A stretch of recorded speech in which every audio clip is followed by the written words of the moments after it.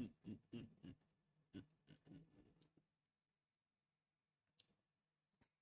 right. So SPX, is it doing the down combo? Oh, Jerome Powell was supposed to speak today. Fed. He'll probably speak in a few hours, I'd say.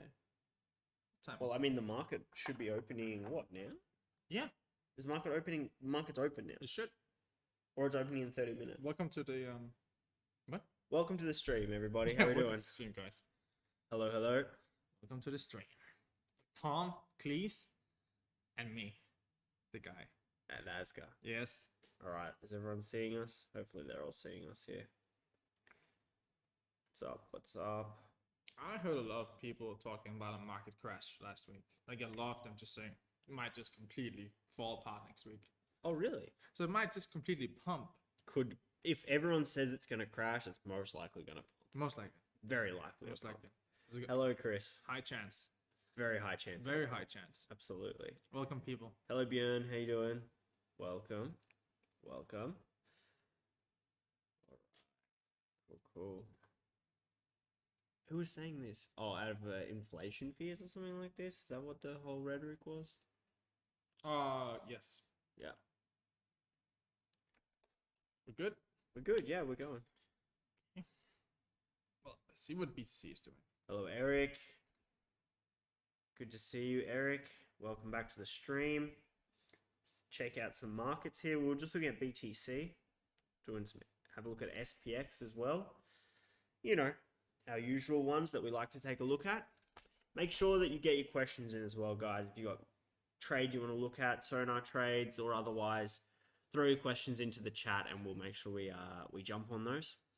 So yeah, getting close to the end of the year as well. Yes. So if you do want any questions answered, this is it. This is it. This is your last chance this year to talk to us. 2021. Yeah. I mean, we'll be in the chats, but of course we'll always be in the chat. We'll always be in the chat. We live in the chat. We do. Yeah. But I've officially given the team off from next week. So we're gonna be having a little vacation unlike last year when it was just like all the year through. And yeah, we got a lot of things done. Yep. But this year giving people a little time off, and that's good because people deserve to be with their families and the people they love. You're gonna be with me, Tom. I'm stuck with this guy. Anyway, all right. Yeah. So this will probably be the last live stream for the year. So yeah, make sure you get all your questions in, and we finish 2021 off really strong. Mm-hmm. All right. Hello, KZ. Hey, Josh. How you doing? G'day, Björn. Oh, Björn saying Aussie dollar CAD 4-hour break even or not break even is the question. AUD CAD? Aussie dollar CAD. Yep. Aussie dollar CAD. Hey, Benny. Hi, guys. Great to see you both together. Are you spending Christmas together? Yes. Yes, we are. Yes, we are. Yep. I'll be in Thailand for Christmas, for New Year's, for sure. So, yeah, it'll be good. I mean, whenever it's looking like this, whenever the market is not hitting your entry and it's just like almost immediately looking great, most of the time I just don't want anything to do with it more. I just get out, I just put my TVs to break even, and then if I get out, most of the time you have a chance to get back into the trade. Mm-hmm. It might be a short window after that of opportunity to get back into the trade, sometimes longer, but for the majority of time, if you're in this situation and the market is already pushing above extension 1, you're at extension 2, there's still a good chance of getting out of break even, but you most of the times you definitely want to set to break even and just get out and then reassess the situation, because what it's telling us as always is that the sellers are just not here as expected, or the buyers are just much stronger than expected, and that's one of the scenarios here. So yeah, I would definitely move TPs to break even on this one. Mm-hmm. AUD CAD. Wonder what AUD New Zealand dollar is doing. Oh, I see. It's actually an uptrend, Tom. Yeah. Just look at that. Not bad. Okay, so we've got Jose. Hello, Jose. Welcome to the stream. Good to have you here, buddy. Chris, all right then. Can you explain to me a paradox, guys? Inflation is supposed to be high, but oil and gas are falling off the cliff.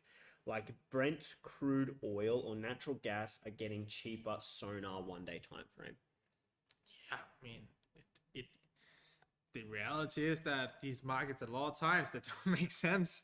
Like whatever is happening, it doesn't make sense. Maybe at a Sure, 1 day. at a later point, you're like, oh, now it makes sense. But a lot of times, it really doesn't make sense, and that's why we have to trade in a systematic way and approach this with a probability mindset, using law of large numbers, and it's really the only way to go about. So I mean, oil and natural gas and all of it, it's Been on a bit of a pump already. Right.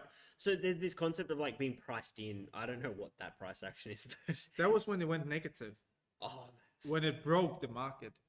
Oh, you remember that? yeah, I remember it. I bet you do. I do remember. Yeah, I remember. Oh, but that's some funny Victory candles. That looks like just like a T-Wop just running. Yeah, that's just Boom, like boom, boom, okay, boom. save this market. Yeah, just yeah, The Saudis just be like, let's bring this back up. yeah, exactly. Yeah, I mean, like things can be priced in already. All sorts of stuff like that. In terms of if everyone is expecting inflation to be high, then what happens is crude oil, natural gas, all this kind of stuff goes on runs before the actual inflation numbers are released. If you're trading or if you're making decisions around the actual release of data, then you're already months late. Brent, are you looking for? Brent. No, I was actually thinking about like a proxy, just to see like oil companies how they were doing compared to the market itself. Oh, like Exxon or something like that? Yeah, Exxon is a good. Yeah. Hello, the 1%ers. Welcome to the stream.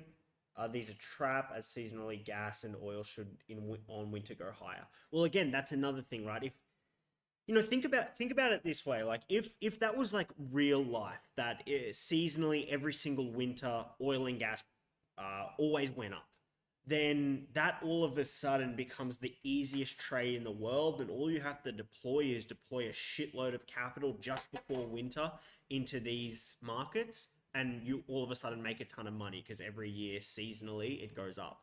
Now what happens is if this becomes an established thing in the market, then that Is what's called a market inefficiency goes away. That inefficiency goes away because everyone is expecting prices to go up in winter, so prices don't go up in winter. And this is the paradox of markets. Whatever people are expecting to happen already gets priced in, so then it doesn't happen. Yeah, and that's a market inefficiency that basically gets filled up. So, yeah.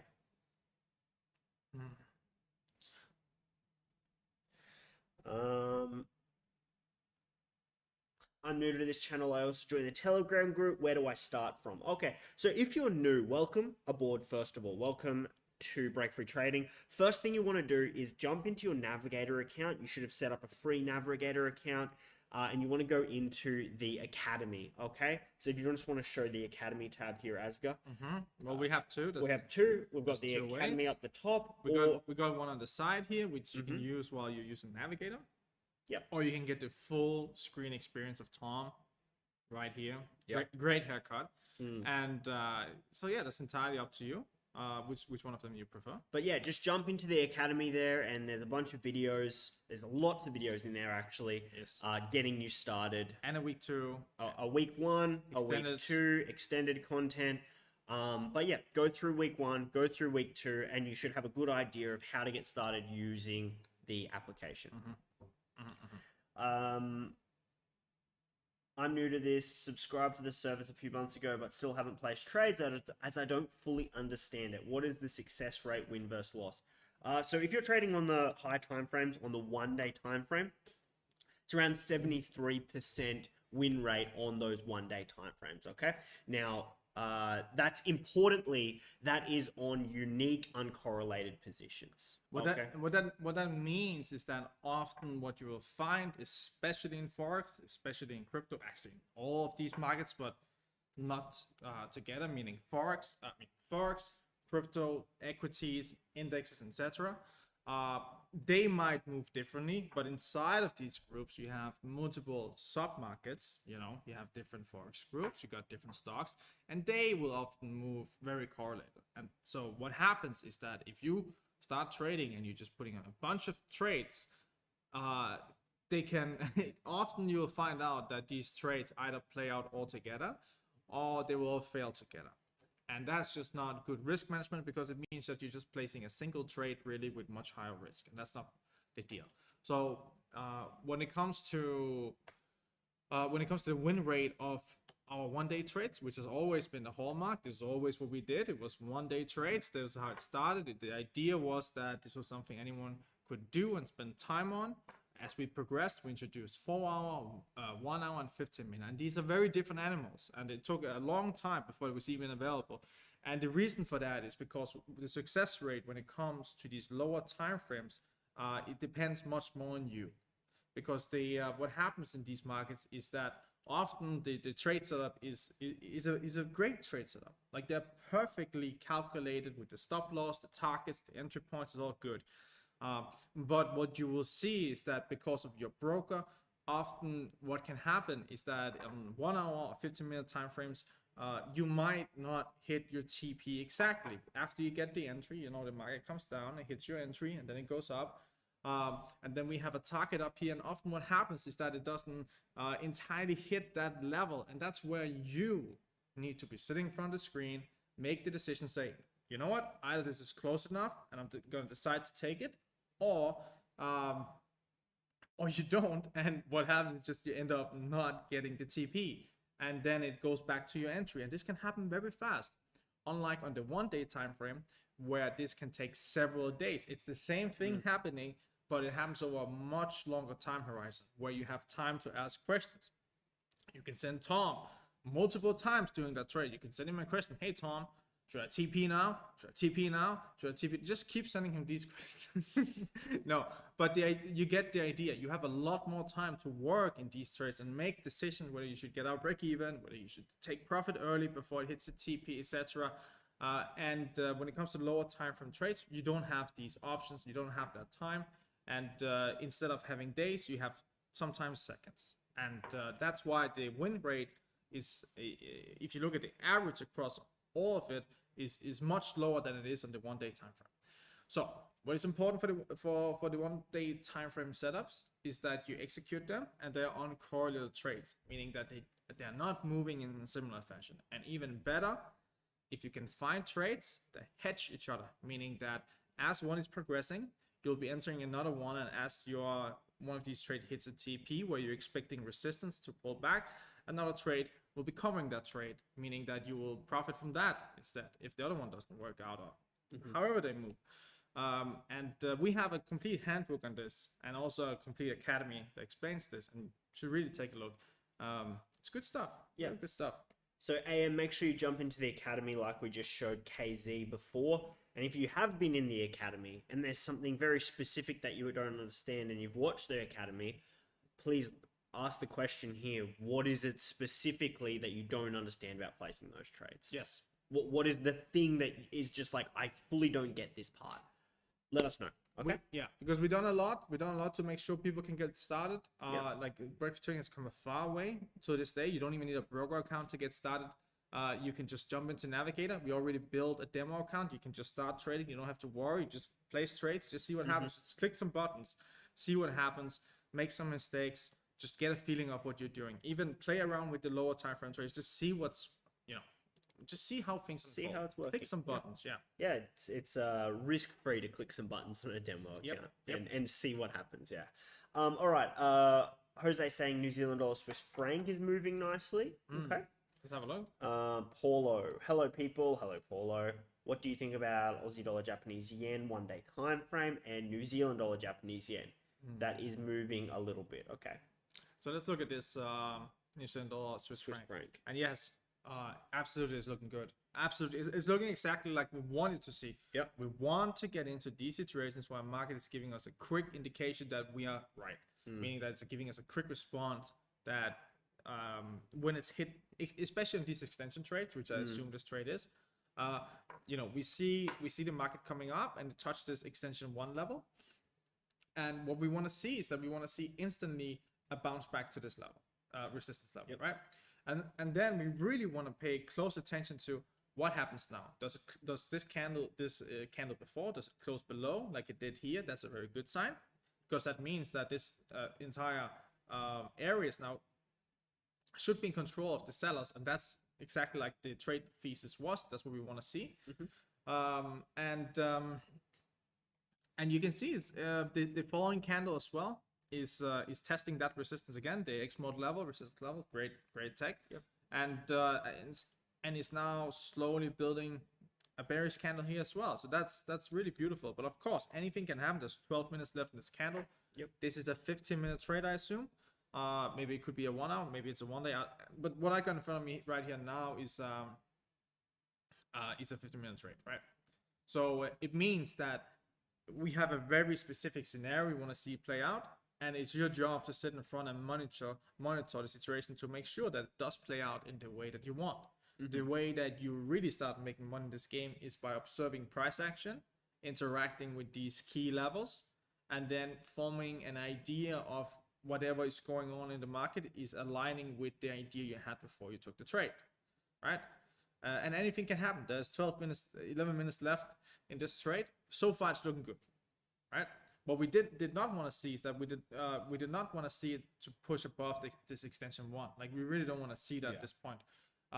This one is fine to just like play around here like this. That's fine. We don't want to see it go above this extension level here. That we don't want to see start consolidating up here. If it does that, for me personally in a 15-minute trade, I set my TPs to break even. I wait for it to come back down. Sometimes it goes back down and it goes straight through the level and it hits. I don't get anything. It goes to the TP. I don't get anything from that. That's how it is. Other times you'll find that it was a very good decision to get out break even. Sometimes these markets are completely irrational and they will do something like this and then be here, and you'll be really happy that you got out break even, and then it comes down and then up again, and that's where you have the opportunity right here to get back in the trade, right? And again, this is not something you can do unless you're sitting in front of the computer as a full-time job to do it. And that's not an easy task either, because you're gonna monitor your mental fatigue. You're gonna monitor whatever's going inside of your head. You gotta make sure that all these quick decisions you're making is aligned with your trading framework and how you should position yourself. Now, we build tools for that. We try to make it as easy as possible to trade in a systematic way. And I think we've done a pretty good job. I think we got a pretty good job. Now, we do have some new tech coming. We have new tech coming. It's really good tech. The first is on Friday. There'll be a Friday update. And this one is specifically focused on the Binance Bridge. And I think I've been very engaged with the Binance Bridge for the past 2 weeks. I've really been having a lot of fun with it. Also been seeing the many benefits from trading in crypto right now versus a classic broker, a forex broker. And what I can tell from the data is that the win rate is higher. It's easier. There's even more trades, I would say, and the market's open 24/7. And it's a shame if you're not using this time where the bull market in crypto is ongoing. It's a shame if you're not at least checking it out of how it's worked and so on. Now, before, the Binance Bridge wasn't really completely functional for this. It wasn't as good, but now it's going to be a very smooth experience, just like with MT5, MT4 broker. You find a trade. It calculates the position for you. It takes your entire risk. It looks at all of these different things that we're doing in forex and in indexes and so on, and on stocks through the meta brokers. We're going to be doing the same with Binance. So definitely check it out. I think this is going to be very enlightening for a lot of people. Tom, do we have other questions? We do. Oh, we've got Paulo, who's looking at Aussie dollar Japanese yen on the 1 day time frame and New Zealand dollar Japanese yen. Oh, it's a double kill. So it's a double kill, and they're pretty highly correlated, I would say. So they're What was the first one? Aussie dollar Japanese yen on the 1 day time frame Yes, I think we looked at this one as well. last week. Yes. Yeah. And let's have a look. And we said it was bearish, and it looks bearish. And actually, I remember this from last week. So yeah, last week it was just it was here something, and we were talking about it was a good trade, and it came down nice doing this. Yeah, it would have been on one of those 2 candles after that big bearish one there. So yeah. Yep. Let's have a look. Let's have a looky.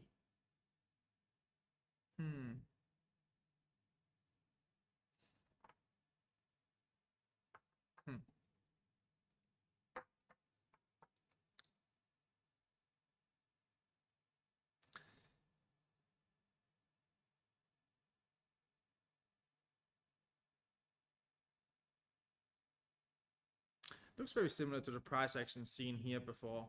Yeah. I think this trade is gonna play out. I think it's gonna be all right. What I would really, pay close attention to it if I wasn't in this trade right now is what happens with this candle here today, and then the following 2 candles this week. Because if this one does start pushing above here, and we had this going on, which was not entirely bearish, but not bullish either, just almost neutral in a way. You can see the wicks in these candles, and the wicks in the top. You can see there's been a lot of back and forth here, and now we got a bullish candle today. It's not a bullish engulfing. There's still 8 hours left of this candle. A lot can happen in that time frame. So what I would pay close attention to right now I would do nothing. I'll just chill. I'll just wait and see what happens. Because I'm very confident that if this one starts pulling above up here in negative territory, and you're sitting in drawdown, I'm very, very confident based on this price action that what's going on over here, that I'm going to be able to get out break even. Yep. So if the candle stays like this, and the next candles tomorrow and the day after is going up here, and there's no interaction below this neutral level, I would set to break even, and I would get back into the trade once it starts trading below. Now, again, you risk doing this, and you risk a very big bearish move like this one here that happens, and you missing that. That's one of the decisions. So if you have a lot of time to sit in front of the computer, you have a lot of time to sit in front and monitor this situation. That's how I would go about it. If you don't have a lot of time to do it, I'll probably just leave it be. Just leave it be. Yep. What was the second one? New Zealand dollar Japanese yen. Oh, let's have a look.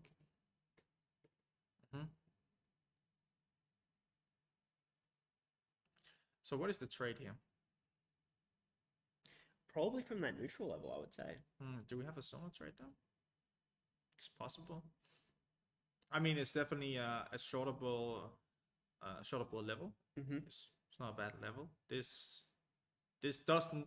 looks in strength wise, this is looking worse than the AUD JPY. When you say worse, it's looking weaker. Yes, Yes. it's looking weaker. But at the same time, this is not in a position where you would do a trade in this. AUD JPY is in a position where you have a chance to do something on it. So that way, these two situations are very different. There's nothing really to do here right now. I wouldn't short this right now, not because that the trend isn't good to short or the market isn't fine to short, just that it's in a bad position. Like technically, it's I don't want to short it here. I would like to short it here. I would like to short it here. I don't want to short it here. I don't want to short. I don't want to short it down here. There's too much going on here. So it's probably building some sort of bear flag, right? So we can take like we talked about last week. You can take the bottom trend line we make. You can mirror it. You can put it on top. You're gonna have a pretty good idea of this bear flag. You'll know when it's breaking out of it. Again, the bear flag is gonna align perfectly with the neutral level. So if the market here decides to, come up here, that's kind of what we want to see, and then we want to see it break down from there. Yep. Big bearish breakdown, right? So in that way, I think it's looking like good setup if it comes up to this neutral level, shortable. And again, I really like seeing again and again and again how these trend lines just often end up matching exactly with the exponent levels. It's just beautiful. Okay. Absolutely. Okay, we've got then Sanya. Your thoughts on USD SEK? I'm looking to buy at the extensions on the 15-minute time frame if it gets there. And then while we were speaking, she said, "Oh, lovely, a Sonar setup just popped up for me." Oh, beautiful. Yeah. I see. Yep.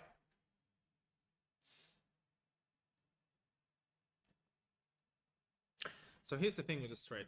If this market were to take the stop loss, that would definitely be pretty meaningful on this time frame. Like it would be very meaningful if it were to go below here, because that level is way below is way below either of the previous lows. So you can see that this is a higher low, right? We got a higher an low uptrend forming here. Low, higher low, higher low. again. So if it were to actually go here, that would be very meaningful, meaning that this market is definitely moving lower. And then I would probably be looking to buy it on the 1-day time frame, which was that level was down here. Yep. Yeah, you can see that level's down here. And you can see that trend line, that horizontal line I just placed. It's going on here. So if the market were to go through that, good chance it will hit into that. I'll be buying that as well. I would buy both. Yeah. But just keep in mind, it's an exotic market. The spreads can be nasty. And it's USD and the Swedish crown. And the Swedish people are just unbearable. You would not believe it. We've got Jocelyn saying, do you think that Aussie dollar Japanese yen 1 day is similar to USD CAD 1 day discussed last week? What was I remember USD CAD. Yep. And what was the other one? Aussie dollar Japanese yen. Right. So have a look. Let's have a looky. What was the time frame? 4? I've got to just assume that 1 day on both. Yeah, 1 day on both. Oh, that's a strong trend on USD CAD. Mm-hmm. Great. Again, great pullback on RTD. I really want you guys to pay attention to learning like the visuals of RTD. Okay, this is fine. All of these pullbacks are fine. Everything going on here is good. And the faster you can learn what a good established trend looks like, the more confidence you'll be able to build and keep buying these setups or keep shorting them. Yeah. Like here, it's the exact same thing going on, but opposite. But what was the question? Do you think that Aussie dollar Japanese yen is similar to USD CAD discussed last week? So go to 1 day time frame on both. Mm-hmm.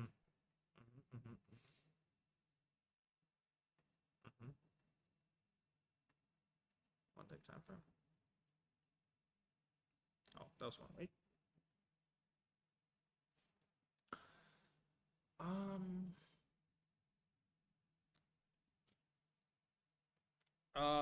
I actually don't know. I actually don't understand this question. I don't know what you said last week. I actually don't understand the question because these are two very different markets. But if you look at these, right, invert this. Structure looks kind of similar. Yeah, but structurally it looks a little bit similar if you inverted that market. If you inverted Aussie dollar yen. Sure. Okay. But in regards to what last week, I actually don't. I don't remember what we said. Yeah. I know that I checked the following days and it was correct. Basically everything we talked about. So that's very nice. But both of these are looking pretty good. Yeah, this is AUD JPY. I still think this is a fine trade to stay in. I don't think there's any need to panic here. Oh, okay. We were in drawdown last week. So it must have been these two bearish candles. We were in drawdown and we must have said don't do anything, I guess. Just let it play out. And that must be the similarity between Aussie dollar Japanese yen. Just let it play out. Yeah. Sorry, I remember now. This candle was trading down here. Okay, so let's have a look, right? Actually, I think my advice on this probably was break even. Because that's usually what I would recommend when it's below entry force and Y. But let's have a close look, right? So this is what we just talked about. This candle was all the way down here. Remember, it's looking very bearish, very negative. But you can see how that has completely changed. Now, do I think it was wrong to set this trade to break even? No, I think that's absolutely fine. But like I said, you have a very short amount of window of opportunity to get back into this trade if it gets back into the entry zone, you know, back above the level. That's what you can see happen with this candle here. It got back in, back above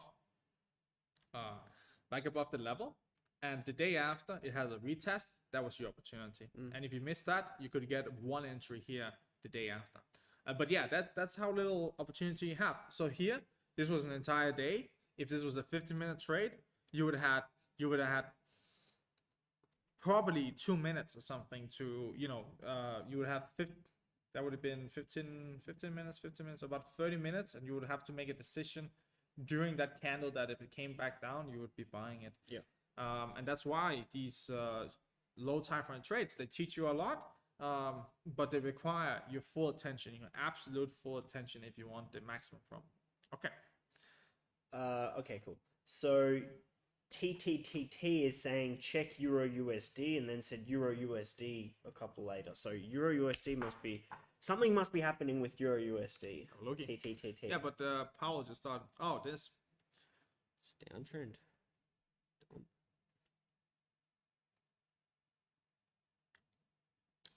It's looking worse than BTC.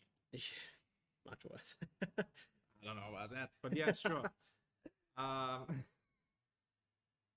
Yeah, it's not great. It's not great. Whenever you have consolidation above support in a downtrend like this, which is forming a bear flag at the same time, you're in for trouble. You're really in for trouble, right? So you would this would be the bear flag, something like this. Someone would probably also call this like a bear pennant, which you would look like that. But yeah, we're on the right side of this. We're on the right side of this. Any sort of attempt from the euro to bounce, short it. Yeah, absolutely short it. Euro is a very shortable, terrible coin. Very terrible. Absolutely, very shortable. Yeah, so bias is short here, and if there's any major levels we bounce to, look for a short TTTT. NZD CAD, Paulo says. So when you put a market in, if there's some trade specific or you want to look at a certain market, just throw a time frame in as well. Yeah, because otherwise we really. I will look at 15 minutes most likely. Yeah. Oh, I don't know. But if you have a certain trade you want to look at, just throw in the time frame for us. So it's probably this 1 day trade, right? Yep. Okay. All right. So last week we discussed this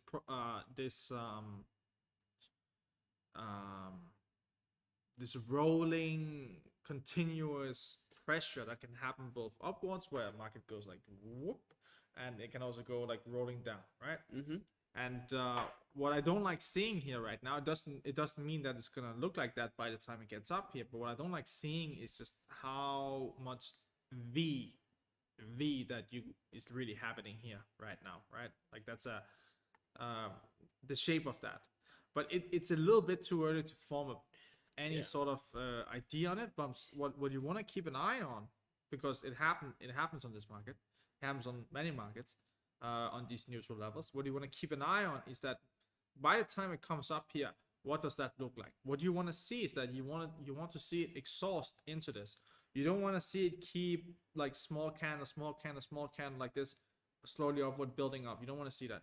You want to see these small candles followed by a large candle into this, because large candles often are liquidations, and liquidations are entries. Yeah, and that's the best you can do. If you can short other people getting margin called in a downtrending market, you're doing very well. You're doing very well. You don't have to worry about anything else. That's what you need to do. And the same, if you can buy entries in a market where the market's coming down and it's an uptrend and people are getting liquidated into a support level or any sort of like neutral level, that's really what you want to be doing like the entirety of your trading career, because that is what it's about. When other people are making mistakes and they are hurting and they were obviously doing something completely wrong, that's where you have the opportunity to extract money from them. And that is what you want to be doing your entire trading career. You don't even have to worry about any other trading system. You don't have to worry about what other people are doing. You don't need to think about the news. You just need to worry about people making mistakes and being in a position to take advantage of Take that. advantage of that. Yep. Yeah. Exactly. Yeah. It's actually interesting you're mentioning this now because we went through this exact concept in the funding call last night, in the coaching Nice. call. Very nice. We talked about, that we were looking at the candles and we were looking at the difference between these, like these little candles that march to the upside versus those candles where you can very easily identify that mistakes were made here, right? People are hurting, mistakes are made, and how can we take advantage of those mistakes that are being made right now? And we're looking at BTC, and this tends to happen a lot on Bitcoin and on other cryptocurrency markets because of the liquidity, right? There's less liquidity, there's less orders at every single level than there would be on something like a forex market where there's usually liquidity at every single level, so less volatility than what you would usually see on crypto. And that's why we want to get you guys into crypto, because there's a lot of people making mistakes. There's a lot of people doing all kind of like really stupid shit, buying stuff that's like in a complete dumpster downtrend that doesn't have a doesn't really have a chance, and you are in a position to clearly look at the market situation and very fast judge for yourself, are these people making mistakes or am I the one making mistakes? And if the answer is that you're making a mistake, stop what you're doing and then go look where people make mistakes, and then you want to take advantage of that. That is what trading is about. It's about moving these people's money that is making mistakes into your pocket. That's what you want to be doing. Paul is saying Danish people speak with a sausage in their throat, so you can't understand anything. I think Paul is Swedish, and you offended her, so she's assaulting your. I feel sorry for living in Sweden. I mean, that's all I have to say. She probably feels sorry for your accent, but hey. Jocelyn just said thank you for the explanation, Aska. Cool. KZ, typically how long will a 1 day time frame trade take? 4 days, 5 days. So KZ, these 1 day time frame trades, right? They could take anywhere between 1 week up to 2 weeks. Usually, what I would kind of say is probably a rule of thumb is a bit over a week kind of thing is the normal rule of thumb that 3 to 5 days. I think the average hold time actually is 4.2 days. 4.2 days. Yeah. Okay. So around about a week. Yeah. So you're about right. You're about right. But that doesn't mean that every trade is going to be like that, No, right? some can be very fast. Some can be the same day. You're right. There's some trades where you get filled and you catch TPs on the same day. There's other trades where you hold on to them for a full 2 weeks. But yeah, average hold time 4.5 days. Yes. What do you guys think about pound New Zealand dollar 15-minute long from 75% alignment S? So pound New Zealand dollar 15-minute time frame. That's an interesting market. I haven't actually looked at this market for a long time.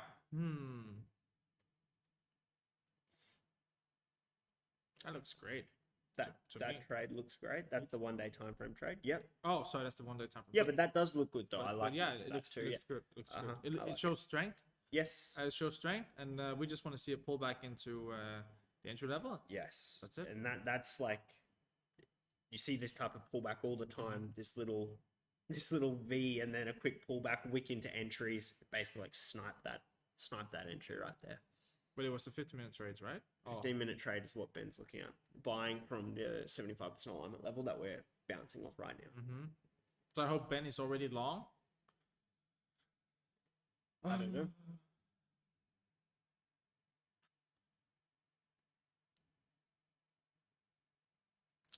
Yeah, I'm having a look at this.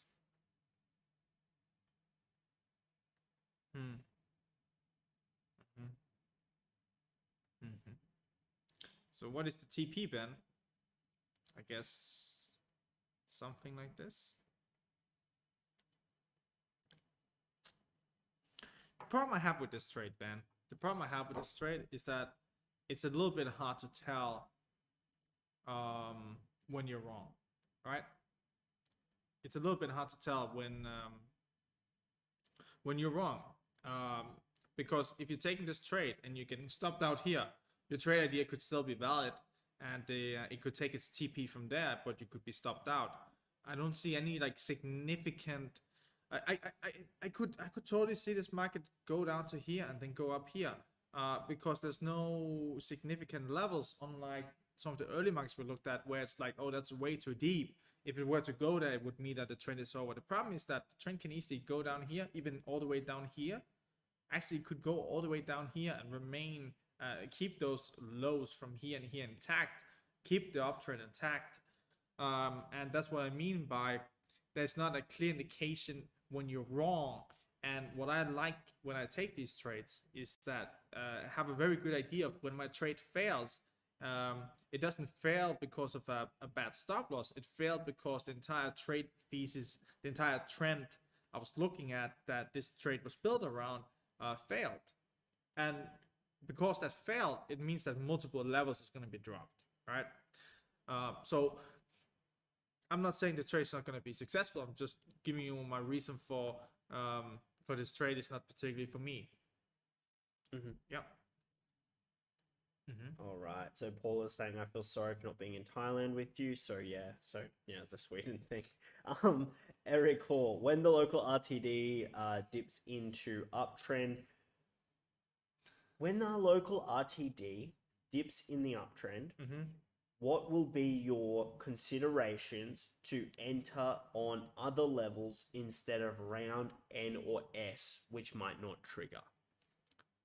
It's always neutral or neutral support level you enter, right?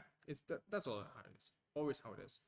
The question is on which time frame you're working on, right? I know some people that work around an idea of getting entries on a like 15-minute time frame, and then but really being like a 1-day time frame trade. I don't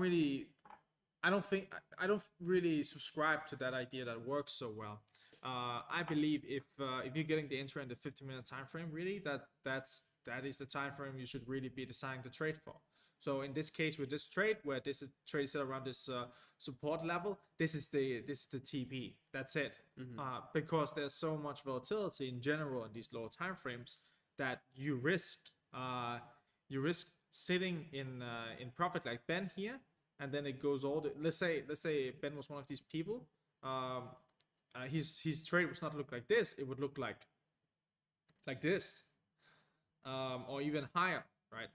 And that's a problem, because what's going to happen in the meantime is that the trade might go up here and sitting nice profit, might even go here and so on, and go here, but there's a very high chance that it starts doing something like this. And if you try to hold a trade like this and you have TPs that's too far away, that's unaligned with the time frame that you're working on, I personally have been in this position many times in my life, and every single time I end up concluding that if I had just had a more, what could you say, reasonable TP, I would have been making a lot more money than trying to extract like a long-term move, like a 1-day time frame move on 15-minute time frame. It just doesn't work. And I also want to remind you that there's an incredible frustration associated with being a 15-minute trader that watches his P&L go from 0 to like a nice decent profit up here, and then back to 0, and then again, and then down, and then up, and then down. Your mindset is getting pumped and dumped. And because this is a 50-minute trade, you are required to sit in front and watch and just enjoy that P&L going from 0 to $1,000 to 0 to $1,000. You might be able to do this for a day. You might be able to do this for like a certain amount of time. You might be able to do this on like a good day, or while you're in a role where things are going well for you. But as soon as your girlfriend is mad at you, or as soon as your mom calls you and you have a frustrating relationship with her, or whenever there's like the slightest thing and you see that pump and dump of your P&L going from 0 to $1,000 back to 0, you're not gonna last it. So my conclusion of that is that instead of trying to grab TPs on 15-minute time frame and then extend them to be like a larger move, it's much better to take the trade for what it is. Respect the levels. The max the max I really think you should go is something like this. Okay, because this is you could argue once you get above this neutral level, you got a nice support here, and the resistance will be up here, right? But you still got to keep in mind that it can be very challenging to do this. Very challenging. All right, what else we got, Tom? Yeah, so don't try to push the market further than what it really wants to go. Yes. Chris, the crypto trading looks really as a great opportunity. Can you talk a little bit about which of the 3 Binance account, spot, future, or coin, is designed for users to trade? Is spot available on margin leverage? I watch introduction to Binance. You posted, Tom. I'd be happy for a bit more. Yeah, I'll redo the Binance video as well once we have a full, the bridge is fully working with Trade Guide integrated and everything like that. We'll redo this. But So what I can say now, is that the spot currently does not support margin, but that's all right. If you really want to do margin, I suggest you do it on the futures. To be honest, spot is designed for spot, and you don't need to trade margin to take these trades anymore. That's the beautiful part. You're just gonna be in spot, and that's really good for crypto actually, because you don't even, when crypto moves like it's moving right now, you don't need leverage. You actually don't need it. Unlike Forex, which is trading in a 1% range for a day, on a good day, it's like 1%. You can see GBP New Zealand dollar here is up 0.26% today. So that's a big move. That's where you need the leverage to extract money from that volatility, right? From that non-existing volatility, really, or just like compressed volatility, right? But in crypto, where you have these coins, because we got a lot of shitcoin mapped in Sonar now, bunch of shitcoins, and they're terrible, and a lot of them are in downtrend now, so you can just short the shit out of them. And there's tons of people out there sitting with bags of these every single day, just looking at their phone and watching their net worth evaporate into nothing, and you have the opportunity to extract money from that. So yeah, there's a great opportunity there. Margin will work on USDT. It will work on coin futures, and it's really great. Like it's really awesome. It's really it's really good. I'm very glad that we have the opportunity to introduce this now and finish the Binance Bridge finally, and support all the different ones. And okay, let's. So to answer your question, you can trade spot on crypto. Very different trading spot on crypto than what it is on Forex. But if you do want to use leverage, then use the USD futures option. Yes. Yeah. Otherwise, if you use coin futures, you have to understand that you are settling those trades usually in BTC or in some other cryptocurrency, okay? But it supports it. It supports it, but you just need to understand what you're trading there, right? The settlement is not to USD.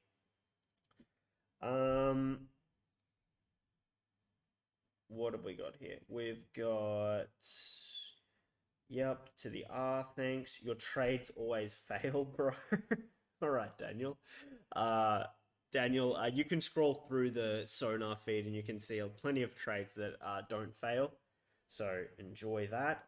Thanks, Asger. Ben says, what are you sipping on, Tom? I'm sipping on some mineral water with some lemon in it. Nice.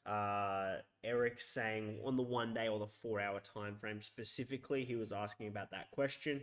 So Eric, usually if you're trading around a 75% level on the 1 day time frame, it could sometimes be a I thought it was Ben. Sorry. 100%. Oh, was it? No, it was Eric. It could be a 100% alignment level on the 4 hour time frame. Okay, so what time frame is that trade on? Perhaps it's actually a 4 hour trade that you're just you're putting together on the 1 day time frame. Yeah. Here we go. We've got Chris. Oh yeah, girlfriends are blamed for poor trading performance a lot. Shadow FX he thinks he's pretty clever, I think, Shadow FX. Oh, that's the guy. Who's Shadow FX? Oh, no, that's the guy that came into the chat and tried to rat us. It was pretty fun because he said, oh, you should just buy resistance and sell support. Do the opposite. Right. And it was so funny because at the same time, I pasted a screenshot of me shorting resistance on Bitcoin and making $4,000. But whatever. I see liquidity traps on this algo. I don't believe this works. Prove your track record of win-losses. Again, you can scroll through. All the trades are right there. No, no, no. This guy's just a troll. Just ban him. It's all good. Yeah, just throw him out. I don't know if I can do that. Oh, you can. Oh yeah, I can. Yeah, it's not a problem. Bye bye. No, but this guy really been having like fun just coming in and trash talking global chat. And honestly, I mean, what kind of loser do you have to be to spend time on that? And even when you're incorrect, it's just embarrassing. Anyways, let's move on to real questions. That's it so far. So let's take a look at maybe VIX, SPX, BTC. Let's do VIX. Actually, what do you think VIX is doing? It's been a while.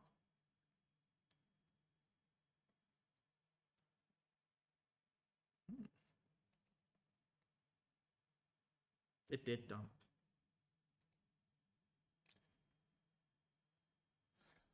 I remember we looked at this. Was it last time? Or was it? We usually look at VIX. Yeah. I actually don't think we got over it last time, but we did the one time before, and it was somewhere around this 30 level. Mm-hmm. It did get here. Now, actually, I would go long on VIX here. Probably.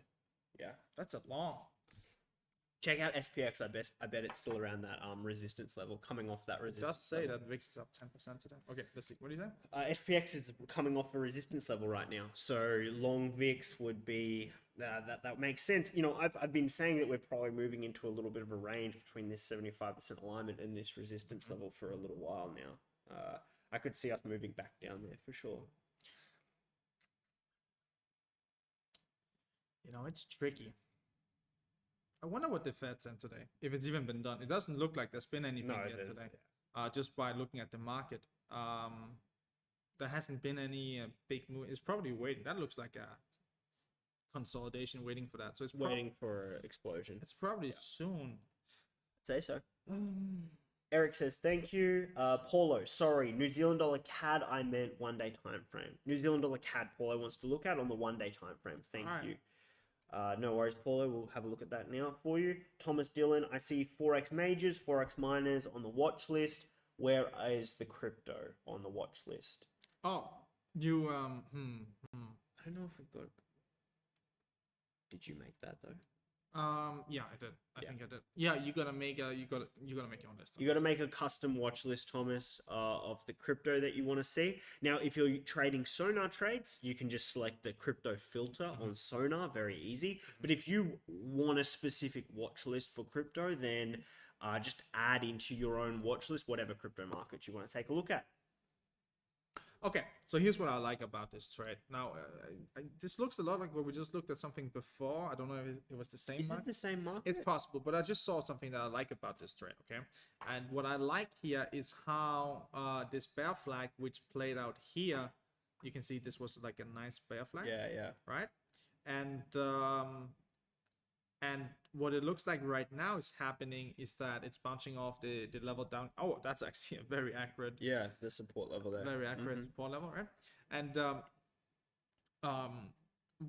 what I really like about this trade here is that if it comes back up here, because I guarantee you there's people short on this right now. There's people short on this right now. And that stop loss is probably where I put it right here. This line here, let's make it red instead, so it's very clear. This red line, that's probably where the stop loss are. And what I like to see is other people getting stopped out, like that shadow FX guy who wanna buy resistance. I welcome you. Just go ahead. I mean, knock yourself out.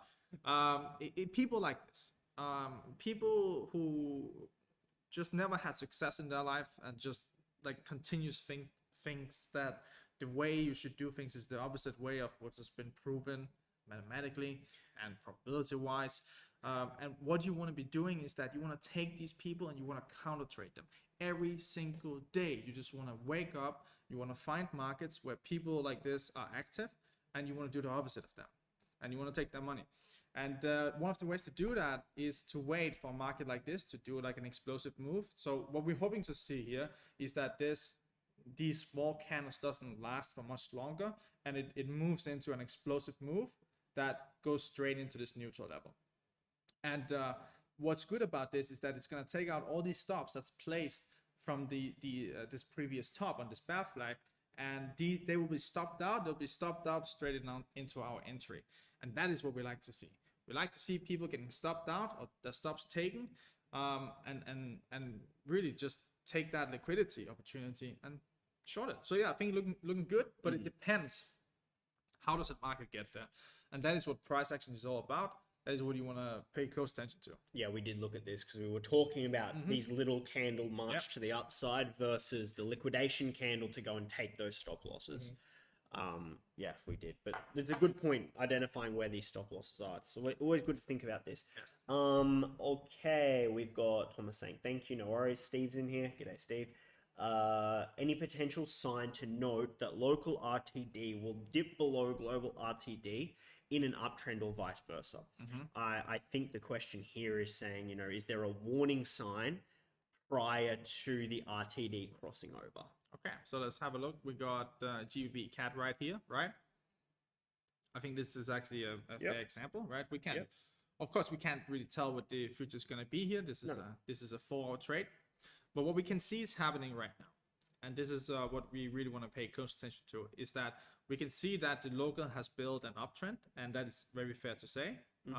As you can see, that it's just been relentlessly going like this.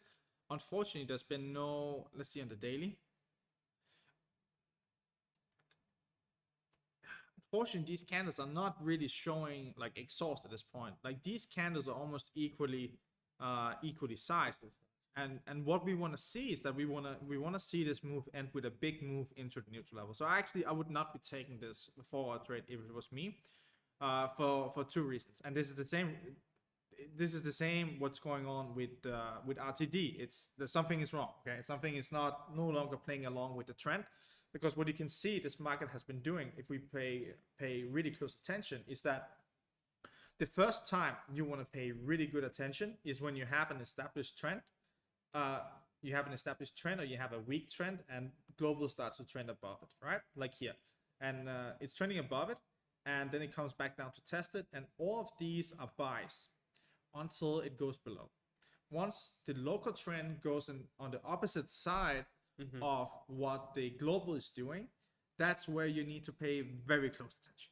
It's a warning sign that the trend is exhausted, and you really should pay very close attention to what it's doing. And this is what time again and again has proven with RTD is like really good at giving us an idea of how the trend is doing and whether we should be buying level. And what is important about the trend is that the trend is what telling us whether we can buy these levels or not. In a strong trend with local trading like this, we are happy to buy the neutral levels, very happy to buy that. Once it's coming down like this, we much rather want to buy a support level. But once it goes like this, we don't want to buy anything anymore.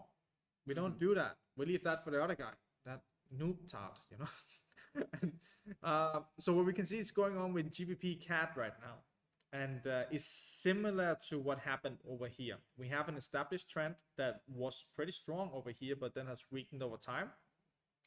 And that is always what happens with a trend. It gets exhausted, it collapses a little bit, and then the local finally pulls over. And what is happening here is that the local is currently pulling over. Is it possible that this trade here gets filled and then dumps? Yes, it's possible. It's entirely possible. Is it less? Is it less likely than a strong established trend like? Do we have another bearish market? We're just looking at that NCD. What was it? NCD CAD. NCD. Yeah. NCD CAD. Let me pull it up. All right, so let's put these next to each other. Okay. All right. And let's put this one in the middle. Here we go. All right. So this, if you look at this, these two trends are in two very different stages. This one has a much stronger global trend currently pulling the market down, meaning that this market can really go a lot more up before it really before that trend changes. Yeah, before that trend really changes. While this has a high opportunity of actually just pushing to that extension too, and then that trend will be over. And because of what you can see that the local RTD is already basically inside and building in the global, that is giving you a very strong indication of that something might happen here that's not aligned with the current trend. And that means we probably want to think twice about taking this trade, right? Probably want to think twice about that. So yes, that is really your sign. And we do have an update to RTD coming that's gonna make this a little bit more obvious, and a lot of these things that I'm talking about here is just gonna be built in and just tell you about it. You have something to add, Tom? I just want to talk about the prediction idea of, you know, how can you predict when this is going to happen? And the thing is, like, RTD tells you about what's happening in the market right now. Yes. It's not telling you a prediction of what's going to happen in the future. No. And the exact same way as we can't predict what's going to happen in the future in the market, therefore we can't predict what's going to happen in the future on the RTD, but we can build a thesis around the RTD just as much as we build a thesis in this market. And my thesis on the left-hand side here for pound CAD here, for RTD, for getting an understanding of when will this local potentially fully cross and engulf through the global here, if you aren't already calling it that. Well, if this level fails, if this resistance level fails, then I'm very, very confident that this local will have crossed the global, and that's the end of my shorting opportunities on this market until we see either an uptrend form or we retake the downtrend again. So while I can't predict, well, is it going to cross over? I've got no idea. I can say that if that level fails, that's it.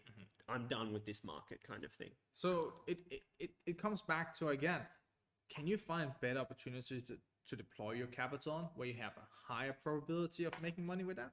And if the answer is yes, that's where you go. Yeah, that's where you go. That's it. Yep. All right. Final questions, guys. Final questions. Final questions of the year. Sebastian's waving. Hello, Sebastian. Eric. Hello, Sebastian. I'm looking forward to seeing you tomorrow, mate. Yeah, it's going to be good to catch up tomorrow. It's going to be good, yes. Definitely. Will you be adding the function to move stop loss to break even after first TP is hit, or do you want people to manage their trades closely and have no plan to add this? All right, so let me give you the breakdown why this is such a difficult thing to do.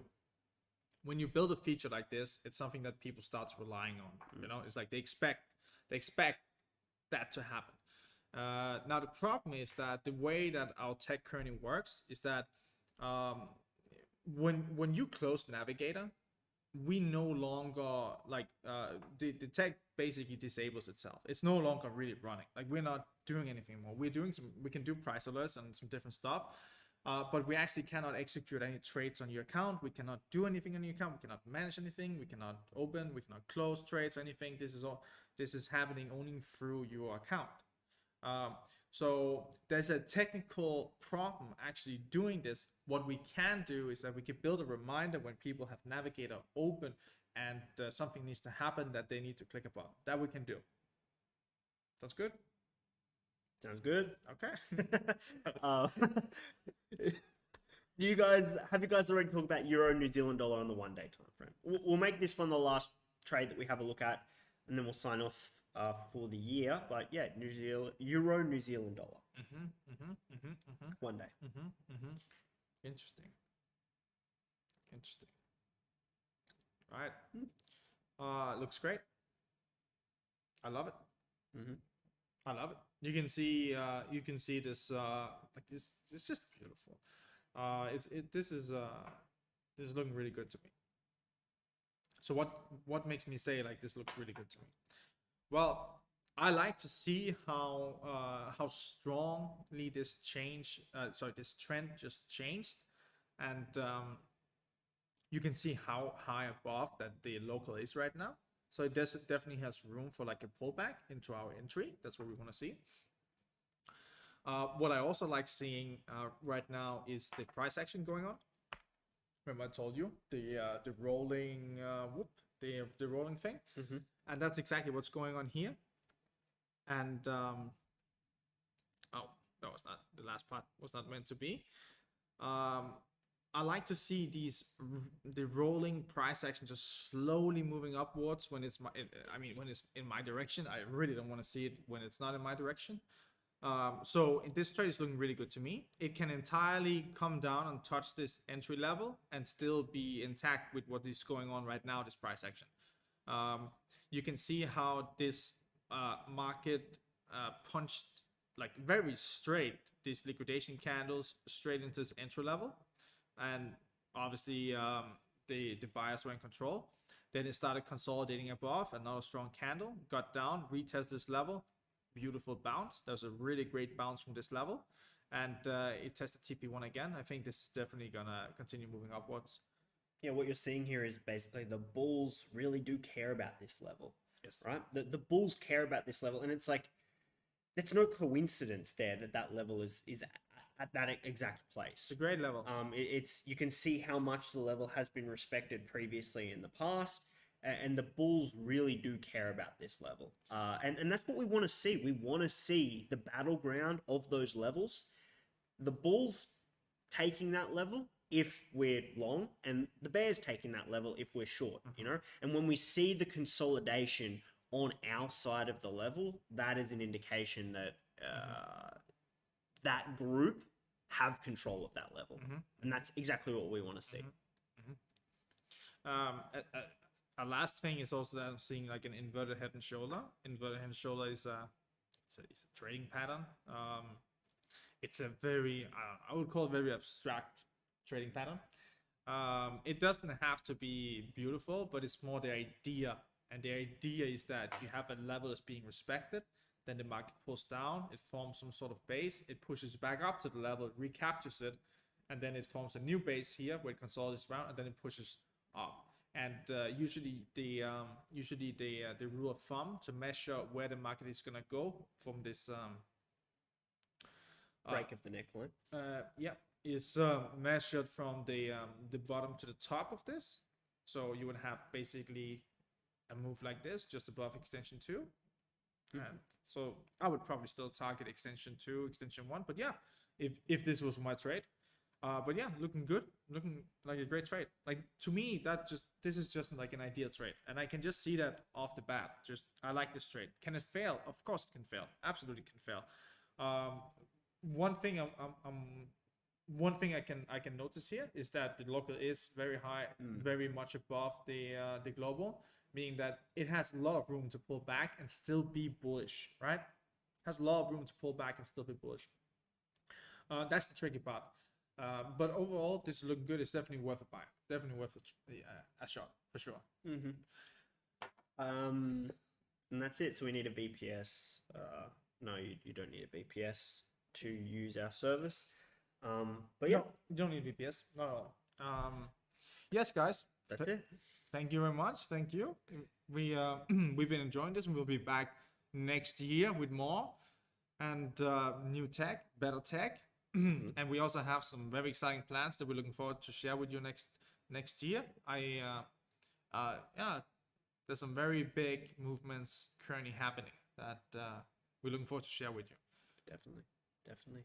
All right, guys, appreciate you all. Thank you so much for a fantastic 2021. Everyone who's tuned in, everyone who's commented, liked, all of those things in this YouTube channel and part of the community as well. We really do appreciate you. You guys make Breakfree Trading what it is. Without the community around, what we're doing here and around this movement of giving people freedom in their life, then you don't have a company, you don't have a movement, That's you don't true. have anything without Very the true. community. So Very true. we really do appreciate you, and we thank you all. Yes. So Have a great Christmas with your families and have a good New Year. Stay safe. Remember, safety glasses on.